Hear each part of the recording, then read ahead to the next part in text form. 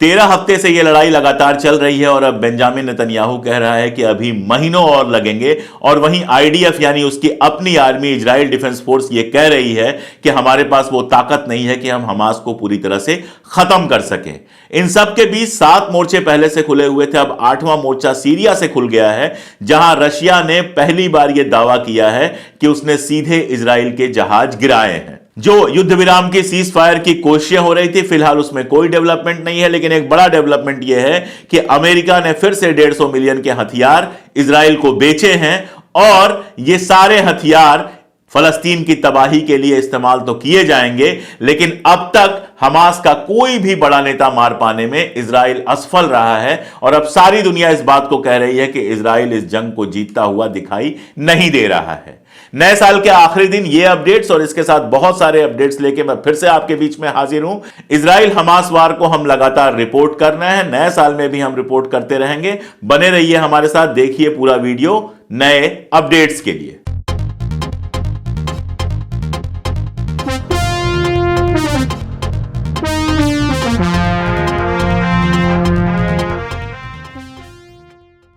नमस्कार, साल के आखिरी दिन टीसीएच पर आपका स्वागत है।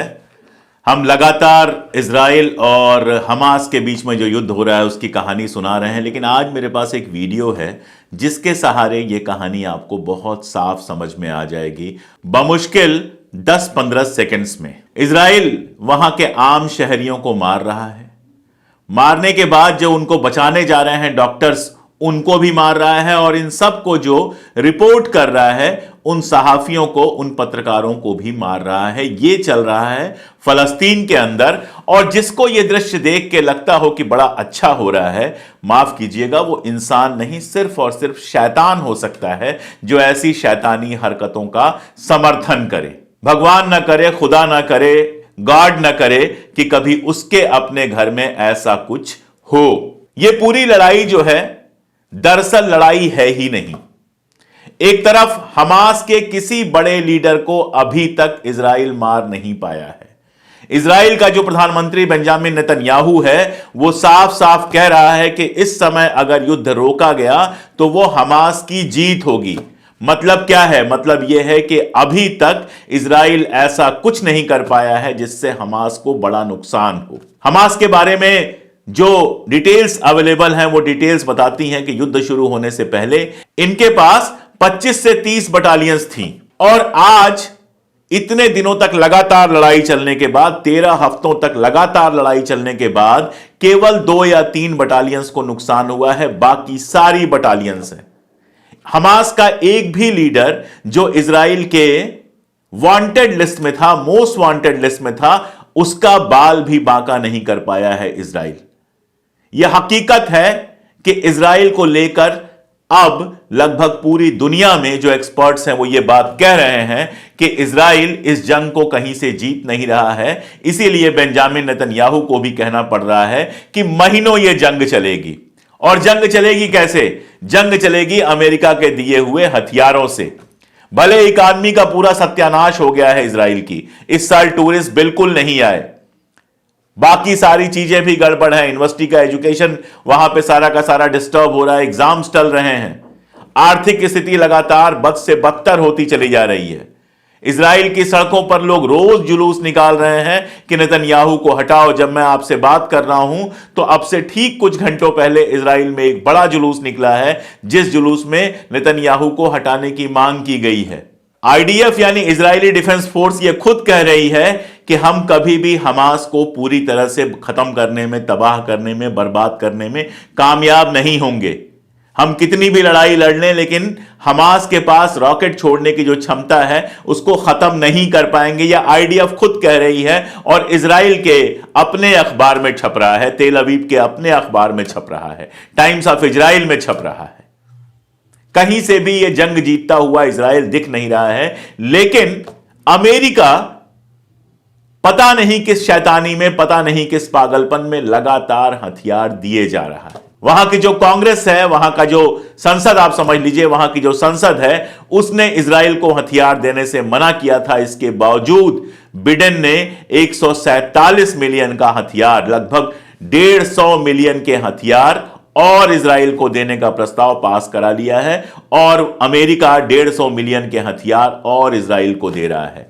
आप जानते हैं ना, जितना हथियार बिकेंगे, अमेरिका तो हथियार बेचने के लिए पैदा हुआ है। दुनिया में जहां भी जंग हो अमेरिका की बाछें खिल जाती हैं, क्योंकि हथियार तो उसी से खरीदे जाएंगे। और अब फिर से वो 150 मिलियन के 147.5 मिलियन के हथियार इजराइल को दे रहा है, जिस पर ब्लिंकन ने साइन कर दिया है।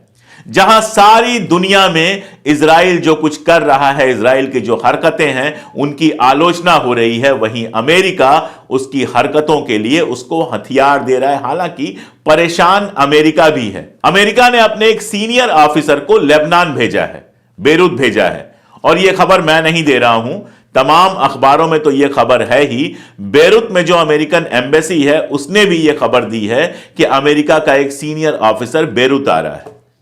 अब आप सोचिए कि अमेरिका का सीनियर ऑफिसर बेरूत क्यों आ रहा है। इजराइल तो बड़े बड़े दावे कर रहा है कि हमने लेबनान पे इतने बम फेंके, हमने लेबनान पे इतने बम फेंके, हिजबुल्लाह को हम ऐसे तबाह कर देंगे, वैसे तबाह कर देंगे।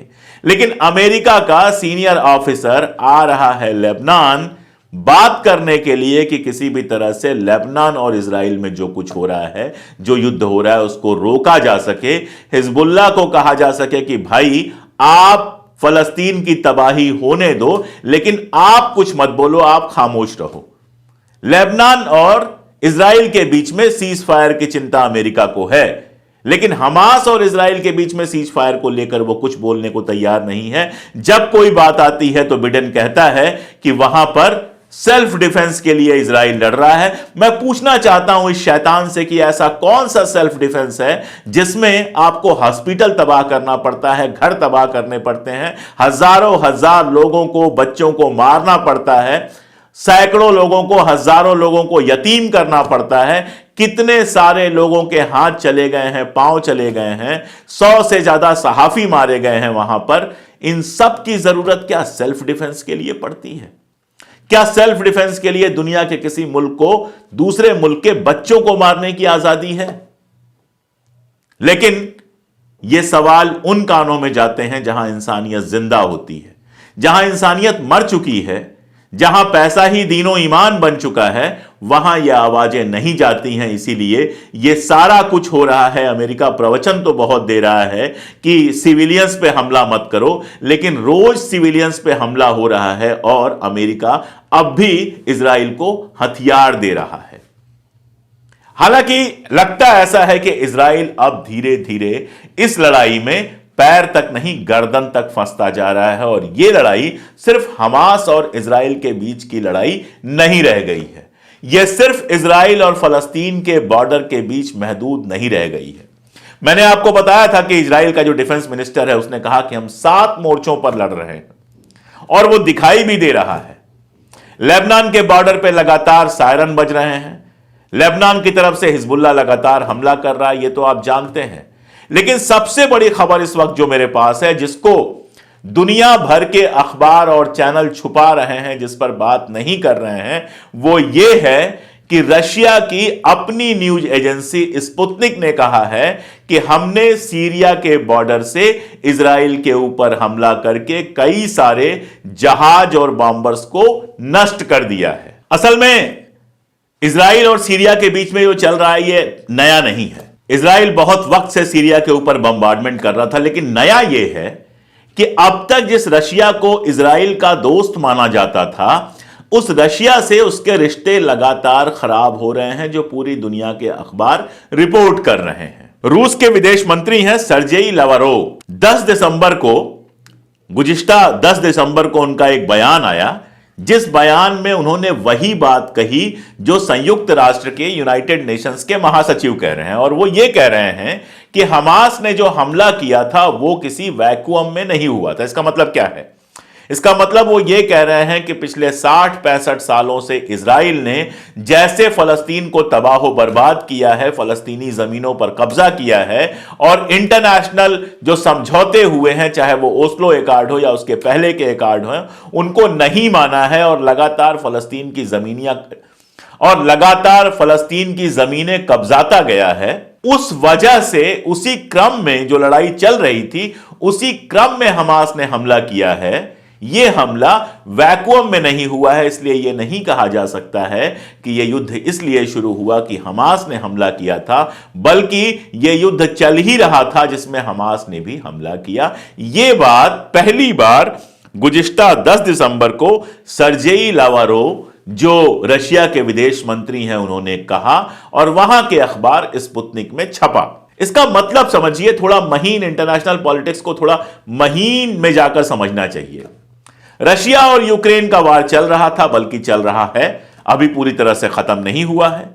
अमेरिका और पूरी की पूरी जो यूरोपियन लॉबी है, उसने यूक्रेन का साथ दिया, उसने रशिया को विलन बना दिया, विम्बलडन से रशिया को बाहर कर दिया, वर्ल्ड कप से बाहर कर दिया, यहां तक कि व्लादिमीर पुतिन के ऊपर केस कर दिया इंटरनेशनल कोर्ट में। लंबे समय तक व्लादिमीर पुतिन रशिया से बाहर नहीं निकला। G20 के वक्त भी यही कहा गया कि इसी वजह से वो नहीं निकल रहा है। यानी रशिया यूक्रेन वार में रूस के खिलाफ अमेरिका और पूरा यूरोप खड़ा हो गया। और जाहिर तौर है, जहां अमेरिका और यूरोप खड़ा था, वहीं इजराइल भी खड़ा था। अमेरिका का साथ तो इजराइल छोड़ नहीं सकता। तो अब जब इजराइल और हमास के बीच में यह वार चल रहा है, तो रशिया ने बहुत सोच समझकर हमास का साथ देना चुना है। ऐसी खबरें भी आई थी कि हमास को रशिया लगातार हथियार सप्लाई कर रहा है। हालांकि उन खबरों की पुष्टि नहीं हुई थी, लेकिन ऐसी खबरें आई थी। अल जजीरा ने भी इसको रिपोर्ट किया था और भी कई जगहों पर रिपोर्ट हुआ था। तो अब जब 10 दिसंबर को वहां का विदेश मंत्री कहता है कि यह जो युद्ध चल रहा है, इसमें हमास ने 7 अक्टूबर को जो हमला किया था, वो हमला कोई वैक्यूम में नहीं हुआ था। और उसके बाद 30 दिसंबर को स्पुतनिक में छपता है कि रशिया की जो फोर्सेस सीरिया में हैं, उन फोर्सेस ने बाकायदा इजराइल के जो बॉम्बर्स हैं उनको नष्ट किया है। दूसरे शब्दों में, इजराइल पर हमला किया है। यह सबसे बड़ा डेवलपमेंट है। आप जानते हैं कि अरब मुल्क सारे के सारे मिलके गए थे चाइना के पास सीज फायर के लिए, और चाइना लगातार जो है इस युद्ध में हमास के पक्ष में बयान दे चुका है। पूरी दुनिया का जो बैलेंस है, जिसमें पावरफुल पिछले काफी वक्त से हैं, सेकेंड वर्ल्ड वॉर के बाद से ही हैं, अमेरिका और इंग्लैंड, वो बैलेंस कुछ बदलता हुआ नजर आ रहा है। आर्थिक रूप से, फाइनेंशियली जो है, चाइना पहले भी बहुत मजबूत हो चुका है। और तिजारत के क्षेत्र में अगर कहा जाए, तिजारत के एरिया में, व्यापार के एरिया में कहा जाए, तो चाइना इस समय वर्ल्ड पावर बन चुका है। और चाइना और रशिया के बीच में रिश्ते लगातार बेहतर हो रहे हैं। अब अगर यह ध्रुव बनता है चाइना और रशिया का, तो यकीन जानिए कि यह अमेरिका और यूरोप का जो दबदबा है, उस दबदबे को भी बहुत ज्यादा प्रभावित करने वाला है। यहां मैं बता दूं, खासतौर पे उन लोगों से जो इंटरनेशनल हिस्ट्री को, इंटरनेशनल रिलेशंस को थोड़ा उसकी हिस्ट्री में जाकर जानना चाहते हैं, कि फर्स्ट वर्ल्ड वॉर से पहले मिडिल ईस्ट में रशिया का बहुत ज्यादा दबदबा था। पर्शिया में जब शाह का शासन था और उस समय डेमोक्रेटिक रिवॉल्यूशन होता है, तो उस डेमोक्रेटिक रिवॉल्यूशन को दबाने का काम रशिया ने ही किया था। इसके अलावा भी रशिया का मिडिल ईस्ट से ट्रेड और सारा कुछ था। उनकी सीमाएं बिल्कुल रशिया से लगती थी। जब वो यूएसएसआर था तो उसकी सीमाएं रशिया से लगती थी। लेकिन धीरे धीरे हमने देखा कि अमेरिका का और इंग्लैंड का दबदबा, बेसिकली अमेरिका का, इंग्लैंड तो उसका पिछलग्गू है, अमेरिका का दबदबा मिडिल ईस्ट में बढ़ता गया और रशिया बाहर होता गया। रशिया का जो ये कदम है, वो मेरे ख्याल से मिडिल ईस्ट में अपना दबदबा फिर से बनाने की कोशिश में है। और आप जानते ही हैं कि चाइना के साथ जो मिडिल ईस्ट है, उसके तमाम कंट्रीज के रिलेशन बहुत अच्छे हो रहे हैं। अब ये जो पूरा खेल बड़ा हो रहा है, उधर मैंने आपको पिछले वीडियो में बताया था कि इराक की भी जो मिलिशिया है, वो भी शामिल हो गई है इस युद्ध में, वो भी हमले कर रही है। हूती का आप जानते ही हैं कि तमाम कोशिशों के बावजूद अमेरिका जो है हूती को कंट्रोल नहीं कर पा रहा है। हूती रेड सी से होने वाले पूरे व्यापार को डिस्टर्ब कर रहा है। उसने साफ साफ कह दिया है कि जो भी जहाजें इजराइल की तरफ जा रही होंगी या इजराइल से निकल रही होंगी, उनको हम रोकेंगे, उन पर हमला करेंगे। और वो लगातार हमले कर भी रहा है। अमेरिका ने कोशिश की कि वो कई सारे देशों को मिलाकर एक ऐसा ग्रुप बना ले जो इस हमले को रोक सके, लेकिन एक तो मिडिल ईस्ट से बहरीन के अलावा कोई और देश तैयार नहीं हुआ। सऊदी अरबिया जैसा देश भी तैयार नहीं हुआ उसमें शामिल होने के लिए, क्योंकि सऊदी अरबिया पहले ही यमन से लंबी लड़ाई लड़के हाथ जला चुका है। और दूसरा, जो यूरोप के देश शामिल होने थे उनमें से भी फ्रांस, इटली, स्पेन और कई देशों ने कह दिया कि हम काम तो करेंगे लेकिन आपके कमांड में काम नहीं करेंगे। यानी अमेरिकन कमांड में वहां कोई बड़ी सेना नहीं बन पाई। हूती का लगातार मामला चल रहा है, हूती लगातार वहां पर हमले कर रहा है। आप जानते हैं हिंदुस्तान की सरकार ने भी 3 जहाजें भेजी हैं कि अपने जो मालवाहक जहाज हैं उनको बचाया जा सके, लेकिन हूती का जिस तरह से वहां पर कंट्रोल है, आसान काम नहीं होगा उसको कंटेन करना। तो उधर यमन से हूती, उधर लेबनान से हमले हो रहे हैं, हिजबुल्लाह हमले कर रहा है, ईरान के लोगों को मारा है, ईरान की जो सेना है उसके एक सीनियर ऑफिसर को मारा है इजराइल ने। तो ईरान अपना खेल अलग कर रहा है। ईरान, आप जानते हैं, हिजबुल्लाह, चाहे वो इराक की मिलिशिया हो, चाहे वो हमास हो, इन सबको ईरान का सपोर्ट रहा है। ईरान उन देशों में से है जो इजराइल को मान्यता ही नहीं देता है, जो कहता है कि देयर इज नो इजराइल। तो ईरान तो है ही, हालांकि अभी वो सीधी लड़ाई में नहीं गया है, लेकिन उसने कहा है कि हमारे बंदे को जिस तरह से मारा गया है हम उसका बदला लेंगे। तो ईरान तो है ही। इधर सीरिया शामिल हो गया और सीरिया के बहाने रूस शामिल हो गया। यानी इंटरनेशनल जो कम्युनिटी है मिडिल ईस्ट के बाहर की, उसमें रूस वो पहला देश बन गया जो सीधे ये दावा कर रहा है कि हमने इजराइल के ऊपर हमला किया है। तो अब रूस भी शामिल हो गया। और इधर हालात ये हैं, एक आर्टिकल छपा है जोरान कुसोवेक का, जो आर्टिकल यह कहता है कि कितने भी दावे कर ले इजराइल, लेकिन इजराइल कहीं से भी इस जंग को जीतने की कंडीशन में नहीं है, नंबर 1। और दूसरा यह कि इजराइल ने अभी तक मकान जितने भी गिराए हो, लोगों को जितना भी डिस्प्लेस किया हो, जितने भी आम शहरियों को मारा हो, लेकिन हमास को कोई खास नुकसान नहीं पहुंचा सका है।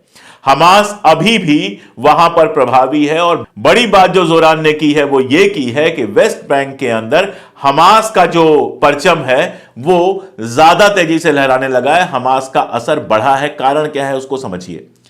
फलस्तीनी लंबे समय से संघर्ष कर रहे हैं, फतेह ने शांति का रास्ता अपनाया, यासर अराफात ओस्लो गए, ओस्लो में बाकायदा समझौता हुआ, नोबेल पीस प्राइज मिल गया, सब कुछ हुआ। ओस्लो का समझौता क्या था? एक लाइन में कहूं तो वो 2 नेशन का समझौता था और सीमाएं बनाई गई थी कि यह सीमा फलस्तीन की होगी और यह सीमा जो होगी वो इजराइल की होगी। लेकिन इजराइल ने ओस्लो एक्कार्ड को नहीं माना। वेस्ट बैंक में फतेह की सरकार जरूर है, जिसको पैलेस्टीनियन अथॉरिटी कहते हैं, लेकिन इजराइल का पूरी तरह से दबदबा है वहां लगातार सेटलर्स को भेजना, वहां के लोगों को परेशान करना, वहां के लोगों को मारना, यह इजराइल लगातार किया हुआ है। ओस्लो के समझौते के बावजूद ना तो उसने 2 नेशन थ्योरी को माना और ना ही जो फलस्तीनी जिन इलाकों में रह रहे हैं, चाहे वो वेस्ट बैंक हो चाहे गजा हो, उनको आजादी से रहने दिया। आप ये सोचिए कि आज बेंजामिन नेतन्याहू ये कह रहा है कि गाजा और इजिप्ट के बीच में जो बॉर्डर है उस पर हमारा कब्जा होना चाहिए। यानी गजा में कौन आएगा कौन जाएगा सारा कुछ वो खुद तय करना चाहता है। तो कोई आजादी शांति के रास्ते से मिली नहीं। तो भले ये बर्बादियां हो रही हैं, लेकिन ये बर्बादियां तो पहले भी हो रही थी। वो रह जरूर अपने घरों में रहे थे, लेकिन हर चौराहे पे उनकी पेशी होती थी, हर चौराहे पे उनकी जांच होती थी।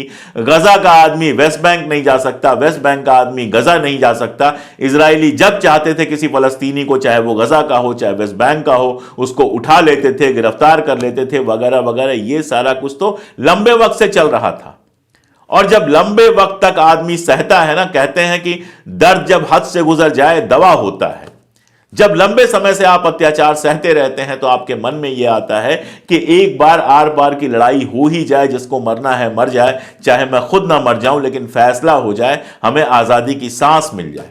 आज वेस्ट बैंक और गजा के लोगों के मन में यही है। इन सारी तबाही के बावजूद इजराइल को लगता है कि वहां जिंदगी के सारे रास्ते बंद करके, हॉस्पिटल्स बंद करके, स्कूल बंद करके, इंफ्रास्ट्रक्चर खत्म करके वो लोगों को तोड़ देगा। लेकिन वो नहीं जानता है कि पिछले 60-70 सालों में, पहले नक्बे से लेके अरब इजराइल वार से लेके 2002 के वार, 2017 के वार, इन सब चीजों में इतना वो पहले से टूट चुके हैं कि अब उनको तोड़ा जाना मुमकिन नहीं है। आप उनको मार सकते हैं, उनको तोड़ नहीं सकते हैं।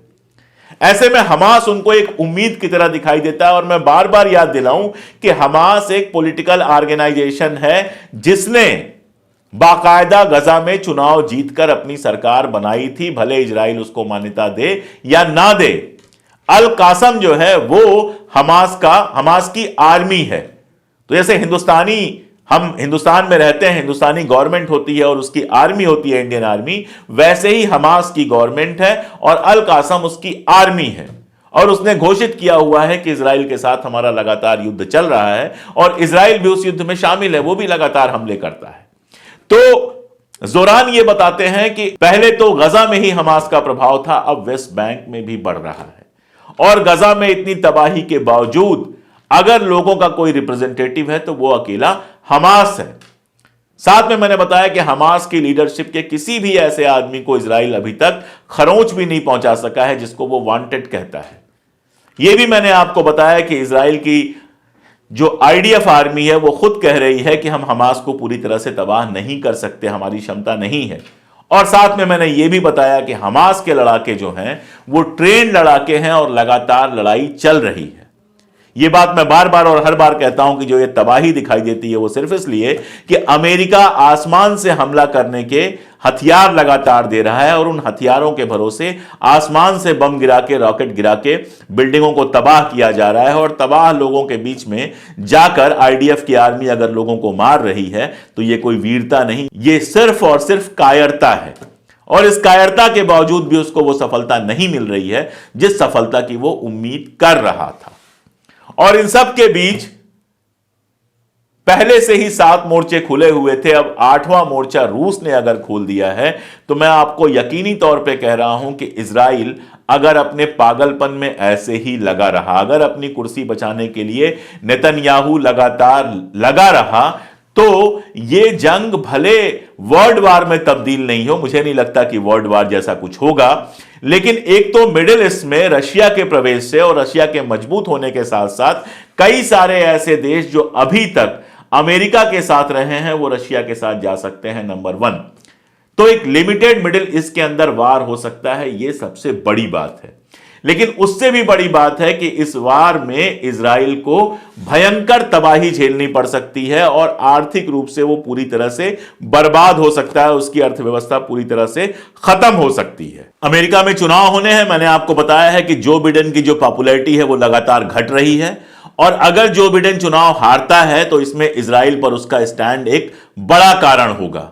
और ऐसे में जो नई गवर्नमेंट आएगी वो इजराइल के साथ खड़ी भले हो जाए, लेकिन वो इस तरह से एक संसद को दरकिनार करके आर्म सप्लाई करती रहेगी कि नहीं करती रहेगी, ये देखने वाली बात होगी। और इस आर्म सप्लाई के बावजूद 7-8 मोर्चों पर जो लड़ाई शुरू होगी या शुरू हो चुकी है उसको इजराइल किस हद तक झेल पाएगा, ये सब देखने वाली बात होगी। आने वाला जो साल है फलस्तीनियों के लिए तो दर्दनाक है ही, फलस्तीनी तो लगातार मर ही रहे हैं, लेकिन हमास और इजराइल के बीच में जो कोशिश कर रहा है इजिप्ट सीज फायर की, अगर वो सफल नहीं होता है तो आने वाला साल इजराइल के लिए भी तबाही से भरा हुआ साल हो सकता है और इसके असरात जो होंगे वो पूरी दुनिया में पड़ेंगे, पूरी दुनिया की अर्थव्यवस्था पे पड़ेंगे और पूरी दुनिया के बैलेंस पर भी पड़ेंगे।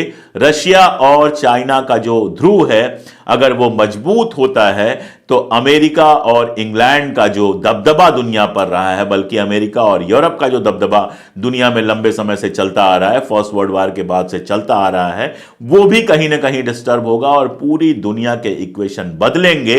ये देखने वाली बात होगी। जो नया साल आ रहा है वो बहुत सारी घटनाओं से भरा होगा और हम यहां से कोशिश करते रहेंगे इन घटनाओं पर लगातार अपनी अपडेट्स देने की। जुड़े रहिए हमारे साथ, देखते रहिए चैनल, दोस्तों को दिखाइए और जैसे भी हमारी मदद कर सकते हैं आगे आइए। आप मदद करेंगे, आप ताकत देंगे, तभी हम कैमरे और सत्ता की आंख में आंख डालकर सच कह सकेंगे। नए साल की ढेर सारी शुभकामनाएं आपके लिए, आपके परिवार के लिए, आपके अपनों के लिए। नया साल शानदार हो। बहुत शुक्रिया, मिलते हैं अब नए साल में।